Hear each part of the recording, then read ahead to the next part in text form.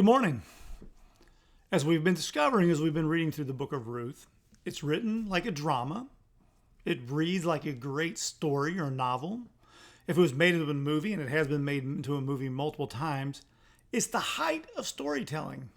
The director leaving you hanging, wanting more, before cutting away to another scene, not to distract you, but to build the tension even higher. Here in our case, the master storyteller, the Holy Spirit, is guiding, inspiring the author of Ruth to tell the story in such a way as to build up our hopes, our expectations, and then going to fulfill them in a way perhaps we never really expected. That's the way the best stories work. You walk away and go, how did that happen? But you're glad it did. Last time we were in the book of Ruth on Tuesday, we saw the end of chapter 3 come with Naomi telling her daughter-in-law Ruth, wait. Wait for Boaz to do what he said he'll do. Wait for Boaz, the worthy man that he was, to take care of our situation, to address the kinsman redeemer ahead of him in the family line, and see if he'll do what needs to be done to take care of the two women. And if not, wait to see if Boaz does it himself. And so, just as they woke up the next morning and all that unfolded, now here in the beginning of chapter 4, we find Boaz immediately doing what he said he would do. So let's read beginning in chapter 4, verse 1. Now Boaz had gone up to the gate, and he sat down there. And behold, the Redeemer, of whom Boaz had spoken, came by. So Boaz said, turn aside, friend, sit down here. And he turned aside and he sat down. And he took 10 men of the elders of the city, and he said, sit down here. So they sat down. Then he said to the Redeemer, Naomi, who has come back from the country of Moab, is selling the parcel of land that belonged to our relative Elimelech. So I thought I would tell you of it and say, buy it in the presence of those sitting here and in the presence of the elders of my people. If you will redeem it, redeem it. But if you will not, tell me that I may know, for there is no one besides you to redeem it, and I come after you. And he said, I will redeem it. Then Boaz said, the day you buy the field from the hand of Naomi, you acquire Ruth the Moabite, the widow of the dead, in order to perpetuate the name of the dead in his inheritance. Then the Redeemer said, I cannot redeem it for myself, lest I impair my own inheritance. Take my right of redemption yourself, for I cannot redeem it. And so we get now more picture. We get more explanation that's been withheld from us to this point in the story. When Naomi and Ruth returned to the land of Israel, back to Bethlehem, after the famine, they had lost their husbands, but now we find out they had not really lost the land. Naomi still has connection to it, but two widow women can't work it.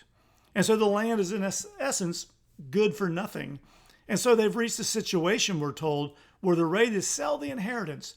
That land that they got way back in the day from Joshua, going back hundreds of years potentially to the story of Joshua dividing out the land amongst the tribes, they're about to give up the land to sell it in hopes of surviving.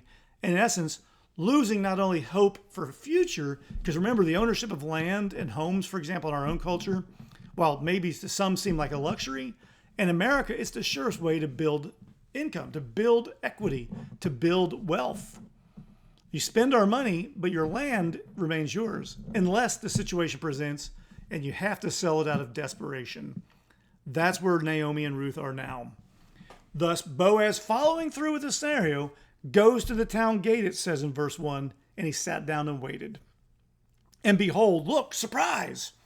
The Redeemer, the kinsman redeemer above him, the one who should have already been taking care of this, the one of whom Boaz had spoken, verse 1 says, he came by.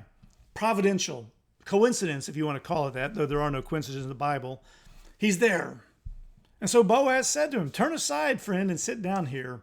And he turned aside and he sat down. Now we notice, if you were paying attention, that he doesn't call him by his name. He's a relative. Surely Boaz would have known who he is. Instead, he calls him friend. It's a friendly conversation, and it might also be an attempt on the author's point, or from the author's standpoint, not to mention the name of the relative who, even as the paragraph ends, fails to do his duty. And so rather than besmirching his reputation for all of history, We know him only as friend. So Boaz called out to him and invited him to sit down with him. Then in verse 2, Boaz then invites 10 other men, elders of the city, to sit down, and they sat down also. In a culture that's pre-literate, there's not many who can write, not many who can read. We're about to have a business transaction. Boaz needs witnesses. Witnesses to the encounter, that the presentation of the situation to the other kinsman redeemer, and his response, either yea or nay, is all going to be observed by the elders, who will in essence hold him accountable, or if he passes, will then hold Boaz accountable and be able to acknowledge to anyone who may ask one day how it is that Boaz came to be in possession of this land. And so all the players are in place. Then Boaz said, verse 3, to the Redeemer, Naomi, who has come back from the land of Moab, is selling the parcel of land that belonged to our relative Elimelech. Everybody knows it. He's got it out there in front of us. So I thought I would tell you of it. Just make sure you know it. He's being gracious. He's being kind. In case you didn't know, I want you to know of it. And then he also said, I want to say this to you. Buy it in the presence of those sitting here. The elders are here. There's no excuse not to do it. Buy it. Because there's no one else besides you, he says in verse 4, to redeem it. There's no one else in line. You're it. And then I come after you.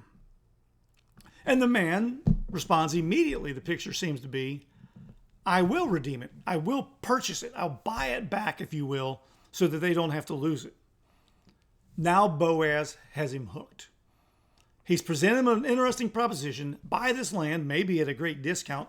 Buy it and increase your wealth. Then, once he's reeled him in, Boaz said, the day you buy the land from the hand of Naomi, you also acquire Ruth, the Moabite, the widow. So here we are back to Ruth, the Moabite, the outsider. You also acquire her, the widow of the dead, in order to perpetuate the name of the dead in his inheritance. Bound up in all that now are two Jewish laws. The one law is the law about keeping the land in the family so it's not lost, the inheritance, to history. And now also combining with it another law that says a family member, a brother, if there's a brother available, is to take care of, to marry the widow to make sure the family name continues. Remember, the Pharisees or the Sadducees tried to pull that on Jesus one time. A man has 7 brothers, and the one who gets married, he marries and dies. And his next brother marries the widow, and he dies, and the next brother. After all 7 are gone, who marries the widow now? When she gets to heaven, whose wife will she be? And Jesus said, what a silly proposition. You don't understand heaven.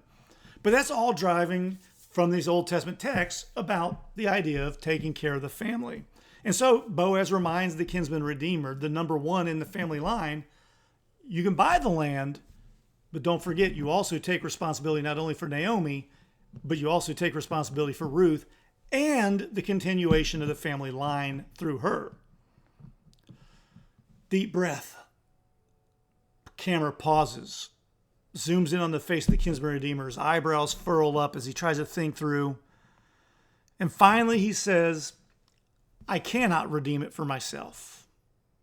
I can't do it. And then he's honest. He answers straightforward there in verse 6, lest I impair my own inheritance. Again, on the surface, it may not make a whole lot of sense. How is gaining land impairing his inheritance? But imagine it this way. Let's just say hypothetically, the man already owns 100 acres. The man already has 2 sons. One day when he passes away, his land is passed on to his sons. It stays in the family. Each of them gets 50 acres. Great. I want to buy the land for Naomi. I want her 100 acres. Now I've got 200 acres, and when I pass, my 2 sons get 100 acres each. Bonus. But don't forget, you also get Naomi or Ruth, and you're supposed to take care of her by providing her children. Now, same man has 2 sons. He marries Ruth. Let's say he has one more son by her. Now his 200-acre inheritance he owns is divided 3 ways, each one of them getting 33 1/3. So just by the addition of one additional child, his own sons go from half the inheritance to 1/3 the inheritance. If Ruth is prolific, If she's fruitful, like we've seen with all the imagery of the grain and the harvest in chapters 2 and 3, she has 2 sons. Now the original man's sons only get a quarter or half of what they would have gotten, and so forth and so on. And so he recognizes by taking on Ruth and the responsibility as a wife, his own inheritance, his own sons that he already has, may come out on the short end of the stick. And for that reason, he says, take my right of redemption yourself, for I cannot redeem it. For the sake of my own family, I cannot jeopardize them to care for another. Now, in one sense, he's failed to live up to his familial duty. He's failed to fulfill the Old Testament commands regarding taking care of the family in that way. But in one sense, it's hard for us to fault him too much because he knows the situation he's in. He understands the way it's going to play out the way it is now. Perhaps the risk is too great, and so he passes. And for that moment of drama that was almost solved with here's the kinsman redeemer who's now out, it opens up another moment of drama. Now, will Boaz step up? Will he honor his commitment? Will he not rest until the matter is resolved? Naomi said he wouldn't. Now you've got to rest a week to find out if he does.